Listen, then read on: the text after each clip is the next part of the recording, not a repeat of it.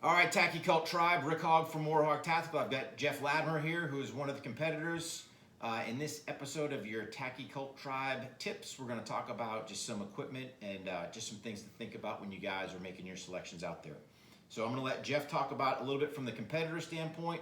I'm going to give you my standpoint from both an operational and from a judge's standpoint from some of the quote-unquote yard sales I've seen of different equipment strewn out the field, and then we'll go from there. So Jeff? Great, thanks. Hey, how's everybody doing today? So we're going to talk about some equipment. First, I'm going to talk about clothing. I wear ATEX pants. I like them. They have built-in knee pads that can pop out. That's very important. I also wear the ATEX combat shirts. They also have built-in elbow pads which can pop out also. They're super comfortable. They come in different camo patterns in the IX and the FG. Very light fabrics. It breathes nice. So guys, again, a couple things. Jeff hit on the pants, right? So this is a key point. There's times when you want your knee pads and there's times when you don't. So I'm not saying for those of you out there that have the regular strap-on ones that you're wrong, but I've also seen them where they're not very functional. So as you're going through stuff, you catch it on something, now next thing you know, your knee pad that you want is down by your ankle. Now you're trying to readjust it and it's just time lost. Again, looking at a top. So in the tactical games, you're gonna do some type of, crawling, jumping, climbing, something. So yes, can you wear a t-shirt and be fine? Sure you can. But to me, even when I was operational, I like to have some sleeves on there because again, these have some elbow pads in there. If you opt you need them, it just gives you some options. So again, we're just trying to get you some food for thought. So Jeff, you wanna talk about your belt next? Great. Belt's also from ATEX Camo. It's a Snake Eater tactical belt. It's an integral system where this goes on your pant loops. You have a pad that's also Velcroed, then onto your weapons platform itself, onto the belt. It's a Cobra clip, clips in, very sturdy. It's somewhat rigid, which is nice. The holster system is made by Burleyman Tactical. This is for my SIG X carry with a TRL light. I run a ATEX dump pouch in mesh, which I find works for me. It's great to throw my mags, gloves, whatever. I run 2 AR mag holders and 2 SIG mag holders, also made by Burleyman Tactical in ATEX. I'm so happy with this belt. It's probably the best thing I've done recently. Yeah, so guys, on belts, right? So I think a couple key points when you're looking at a belt selection. So again, the ability to take it on and off. So for those of you that were in South Carolina doing ropes and ladders, pretty much it was strip your belt. You didn't need it because there was no pistols going in. Again, just a couple things to think about. Yes, Jeff has his set up in a way, and we'll talk about vest, but he's got his rifle mag pouches on here. Again, you want the option to run them both on your belt if need be, but if you got to strip them off. So in that case, in South Carolina, it was rifle only. Now you're just pretty much running your plate carrier. Do you have a place to put your mags? So I noticed some guys were shoving them in pockets and other things. Yes, they were getting by, but was it the optimal? I'm not sure. So just, you want to have a little bit of redundancy built in, but not to the point of if I don't need it, then I'm just having added weight. So we'll talk about that a little bit with the vest. But again, having the ability to quickly take your belt on and off is actually a great thing. Look at your dump pouches as well. Again, to me, a dump pouch has its place, but again, for the games, depending where I'm going, if I'm running through GTI and some of those buildings in there, is this a potential snag hazard? Absolutely. So again, does it make sense to have the dump pouch or not? Just one of those things you've got to figure out. So Jeff, let's hit on the plate carrier. Great. Plate carrier is made by Templar Gear. I love it.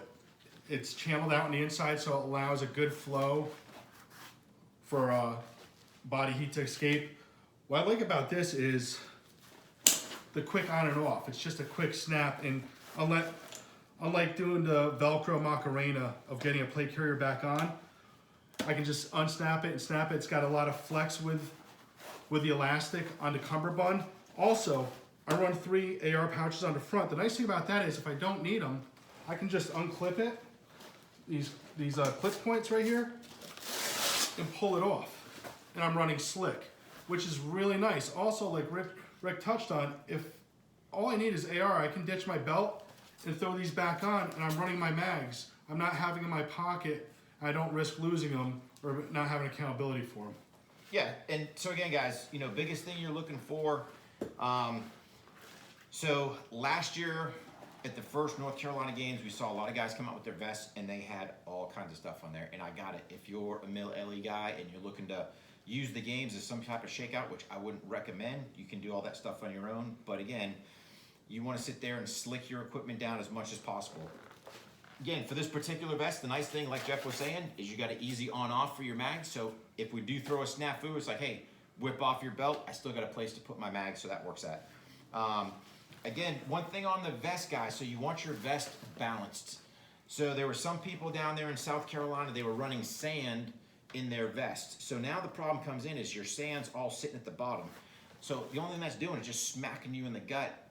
And to me, it's not riding very well. If the only option you have, and again, I got it, guys, I'm not telling you go out and buy all this Gucci gear and spend all this money, but if you are gonna run sand or something like that in your vest, try to get it in a way where it's positioned equally across in your vest. So whether you buy, or you're gonna have to buy, whether you get, let's say, a gallon Ziploc bag, right? And you sit there and take that thing all up so your sand isn't gonna bust, and you get it in your vest in a way where it's similar to a plate. I mean, those are options. So again, the whole thing is things to think about.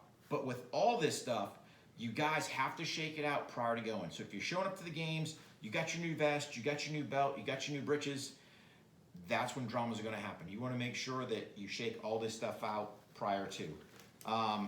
So one thing I'm really gonna harp on, and actually we're gonna do this. We're gonna do eyes and ears first. I'm gonna save gloves for last because I think that's a key point that we need to chat on. So I'm gonna let Jeff talk about kind of some of his stuff, and we'll go from there. So for eyes, I'm a principles of kiss kind of guy, keep it simple, stupid. I like the edges. They're very tough, fog resistant, scratch resistant, and they're rubberized. I can bend it. It's not like I'm wearing my Oakley M frames, and if I bend them this way, they snap, I'm out 180 bucks. Very tough glasses. I highly recommend them. They work for me. For ears, I'm very low profile when it comes to my gear, and I just wear Surefire Sonic Defenders. They're baffled. If I need to hear something where a judge is talking to me, I just open up the baffle port, and I have clear hearing. When it's time to shoot or time to go into a battle and compete, I close it and I can rock on. I don't have a large appendage off from the side of my head banging into stuff or possibly being snagged or losing them. So yeah, guys, so I brought out the electronic ears for a reason. So again, I like what Jeff's saying with the ears. Again, low profile, that way if I'm manipulating a sling, climbing, doing whatever, I don't have to worry about, because I've seen competitors run where basically their ears are somewhere dangling back here, and do I really have good ear, hearing protection? I don't. So again, I'm not saying you can't run your electronic muffs, I'm just saying things to think about. They're hotter in the summertime. Again, they're gonna get banged around, and to me, it's just a little more of a snag hazard in there. If you think about this, we know at the games, as I'm coming up to the line, I need to sound off with, what lane I'm in. So do I really need the best, if you want to say the electronic portion of it, what am I having to hear? As I'm coming up there, I should be shouting lane one, so that I get my time on there. The thing I like about Jeff is if you notice his glasses, what do we got? We got two different colors, right? So again, a clear would be great for something where you're going inside GTI and it's darked out. And again, I've got some tint there if I need it. Vice versa. What if weather comes in? Now I've got clouds, I can't see that well. So again, I'm not saying you've got to have a multitude of eyes, but just these are things you need to think about. The last thing I really want to hit on in this here is we're going to talk about gloves. So I'm going to let Jeff talk his glove selection, and then I'm going to talk a little bit what I've seen from my experience in gloves and kind of go from there. So 2 gloves that I do wear, I'll either wear the Mechanic Fast Fit, great gloves, offers a lot of protection, very lightweight, happy with them. Another glove that I found, I was away training with my full-time employment, and there was a gym there with a 50-foot rope. And I saw these in a tactical store on the installation. They're made by EXO. They're called Ironclads. They're a grip glove, and very happy with them climbing the rope. I had no issues with slide control. When I got to the rope, they're also, even though they're grippy, it was easy to fast rope back down the rope, maintain a good L position, and these really prevent my hands from being burned up fast roping down. Couldn't be happier with them. So what I want to show you is, again, the gloves I kind of had for the demo, they're just a simple Black Hawk glove. And again, I'm not trying to endorse anything, just giving you some different options. It's just a straight leather palm glove. These were actually the same gloves I used when I was operational to rope in. But what I want to show you is when I put my gloves on, okay, these are the same gloves that I use. So if you look at my hands, they are stuck right there in the webbing. I've got no excess on the finger. I can easily work my trigger finger. There's no need to cut it off. I can climb ropes with these. I can climb whatever. And again, these were designed to fast rope in so I could descend down using the feet technique that I taught you the other day on the rope climbing video. So this works. The beauty is here, I know I'm gonna try Jeff's gloves on, right? These things are probably gonna be huge. And I wanna show this for a purpose because I see guys show up to the games that have gloves that are too big. So again, if I get, well, they're not too bad. Let me try those other ones. Probably should have tried this out beforehand. But again, guys, as I told you, I'm all about, I believe, shooting it in the rawest sense. So these aren't super bad. Again, I guess we got a little better, but again, just a little bit maybe on the trigger finger there. Again, I just want it as smooth as I can. I see guys that have something, so I'm gonna overemphasize, right? So they got something like this, where they've got all this excess on their gloves. And to me, that's not doing you any justice. So gloves would be something I would tell you I would be hesitant unless you know the specific brand that works for you, buying them online. To me, I'm gonna go in the store, I'm actually gonna grab the glove, I'm gonna put it on. Hey, do these larges fit? Man, the large is a little too big. Let me try the medium. I want my gloves a little bit tighter. Same thing, guys. Take your gloves and go out and shoot. So again, the kind of the dry fire regimen I gave you the other day, carrying the water cans, carry the water can, you know, put your gloves on, carry your water cans, do your dry fire with your gloves on, and you'll see it's pretty much, there's nothing to worry about on that aspect. So, Jeff, I'll kind of give you the floor for any last finals here. Perfect. Big thing is PCC, pre-combat checks, pre-combat inspections. Go out and rehearse with your gear on. Go to the range with your gear. Maybe bring a rope out to the range if you have that possibility to climb it. Kettlebells or sandbags or water jugs. Work your gear to make sure there are no failure points in your gear, so you don't have any surprises at the games. You know, take that little bit of time to practice and rehearse with your gear. It's going to pay off in dividends when it comes time to compete.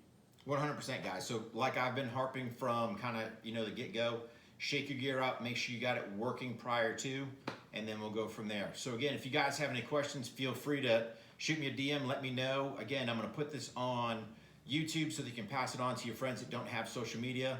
Obviously, it's going to go on IGTV, so just hit my YouTube channel up, which is War HOGG Tactical, and then you get the information and pass from there. So guys, train hard, make sure you shake your kid out, have a good plan, and we'll see you guys at the games. Take care.